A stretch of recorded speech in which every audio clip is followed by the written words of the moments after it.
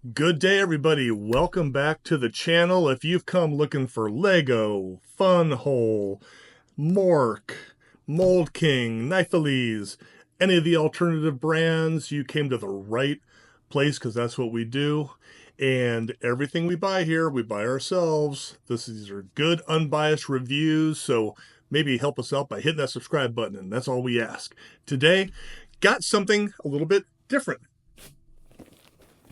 Maybe different for me, maybe. This is the Nifeliz Toyota Land Cruiser. Now, while I was perusing Amazon, I kind of stumbled across this, and being an off-road four-wheeling kind of guy, I was immediately drawn to it. I had never seen this set before. I had been on Nifeliz's, I don't know how you pronounce it, Nifeliz's website several times and never saw this. By the way, before I go on, the website, horrible. I do pretty much everything on my iPad. So hard to navigate, so hard to see what's going on. Really a bad website. They really need to kind of like tone it down a little bit and just make it kind of simple. Be a lot easier to navigate. So take that into consideration. So didn't see this at all. And come to find out later on, it's kind of an older set. I was seeing other reviews from 2020, so it's at least 5 years old. And it's not on the website anymore. However, it's on Amazon, and it seems like there's plenty of them. Doesn't say, just a couple left or anything like that. So apparently it is still available. Maybe there's enough stock out there to be able to get it. So just kind of a word of caution on that. It looks really good on the outside. So let's unbox this thing and let's see what it's about.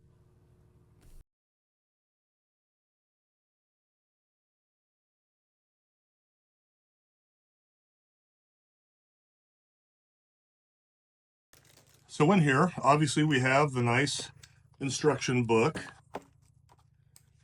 Very, very Technic, nothing surprising there. A lot of Technic pieces, of course, several bags. I love these tires. The tires are really, really awesome. I like those. I like the wheels as well. It looks like they come with hubcaps later on. I'll put those off to the side. But those look really, really great. Now this is pretty cool. They gave me, or in here I should say, there's 4 flat things you can make that make boxes so you can sort your parts easier. That's pretty cool. Let's see if I can figure out how to make the box. Yeah, you got your little box for sorting. That's cool. There's 3 more I got to put together. I like that. So to start off, this thing looks fantastic. It looks really good. One of my bigger criticisms I have of some of the Technic cars is that, especially because the exotic cars, the supercars are so popular with Technic, they all kind of look alike to me. This is super distinctive. If you know anything about the off-roading community, four-wheeling community, you will immediately identify this as an FJ40 Toyota Land Cruiser from the 70s to the early 80s, and I think they were made maybe somewhere even beyond that. So it looks fantastic. I really, really like it. Let's look at some of the details on here. So one of the cool things we have up here is a winch, and it does work. It goes in and out. Little gear over here, super cool. It's got a snorkel right here. We've got our side mirrors. We've got our turn signals. We've got a cool roof rack. We've got lights up here. We also have a ladder, which is really cool. Turn it around to the back. You see we got a spare tire along with a jerry can and a little shovel sitting off the back there. The tires, when I first saw pictures of it and I was looking at the box, the tires seem to be bigger. To me, the tires seem a little undersized on this, but it still looks fantastic. The tires are nice and aggressive, and I like the steely type wheels with the hubcaps. That looks really good. One thing that's also very interesting too, is that it actually does say Toyota and it says Land Cruiser on the stickers. Oh, and the stickers are super cool. They are actually metallic, kind of raised relief stickers. They are really, really fantastic. And they were on transfer paper, made putting them down really easy. So the stickers were fantastic. There's only a few of them. There's also stickers on the dash in there as well for the instrument panel and stuff like that. So it looks really, really good. So you had a couple of options to do when you were building this. I could have put the roll cage in, but if I put the roll cage in, then I couldn't have the rear jumper seats. So I decided to get rid of the roll cage. I didn't put that in.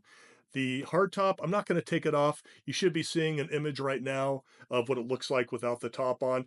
It would be pretty cool to actually have the roll bar in here, have the top off. I just didn't want to have that many pieces left over, so I made the top and put it on. But to have it open air, which is one of the cool things about off-road vehicles from the 70s and the early 80s, a lot of them you could take the top off of, which is super cool.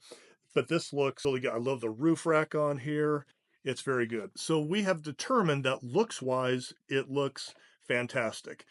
Build wise, it was a typical Technic type build. And I am really still on the fence about whether or not I like Technic build. Now, granted, this is only the second one that I've ever done, and I don't know where I stand on it. It does get rather tedious putting the pins in all the time, and there was a couple times I screwed up. If you don't count right, if you don't count the bars that have the holes right, and you count off where you put the pin, it can really screw you up. And I did that a couple of times. I had to catch myself. Luckily, I didn't have to go through much destruction to fix what I had screwed up. But again, that is all on me. What's really cool also is that the doors, see if I can get it. Yeah, the doors actually open up. There's actually a hinged mechanism right here with a spring that opens up the doors. Super cool. And I really like that. Gives it kind of that air of authenticity, which I really do like. The back is really cool, although this shovel thing falls off pretty easily, but it sticks back in there okay. One thing that I don't like is that it feels fragile. It just really feels fragile. And I know it's just the flex and all the Technic pieces and everything. So on the pro side, we've got it looks great. It's very authentic looking. You know what it is. And for a Technic build, it was pretty fun to see it come together. But maybe I'm biased because I'm I really like old off-road vehicles like this. So it was fun to actually create that. So let's talk about some of the cons on this. The suspension, there's little shocks here and everything, but the suspension doesn't really do, and see, I almost just broke the hood. The suspension doesn't really do suspension things. It doesn't really go up and down. The back is definitely better than the front, but the linkages of when you made the suspension were so tight that it just doesn't really do much. This did come in a motorized version, apparently. In the instruction manual, there's a part about here's where you put in the motors. If you don't have the motors, skip to the next page or whatever. So I can't imagine this being motorized. I feel like it would just fall apart if you ever, you know, took it and went on a little, path that you create or whatever. So anyway, the suspension is is pretty bad on this thing for sure. Along with that, if you did have a motorized version, the steering linkage is really bad too. I could barely keep it together even when I was just, building it and putting it down. So I'm not sure how that would work if you actually were able to steer it. That'd be kind of a bummer. Oh, this just fell off again. The tailgate does open. There goes the spare tire. You can kind of lift that up, and then the tailgate opens up, which is kind of cool. So you can see inside, and you can see the jumper seats. So that's kind of a cool feature also. Other cons that I can think of don't really even apply to this build, but to just any kind of a Technic build that you might run into.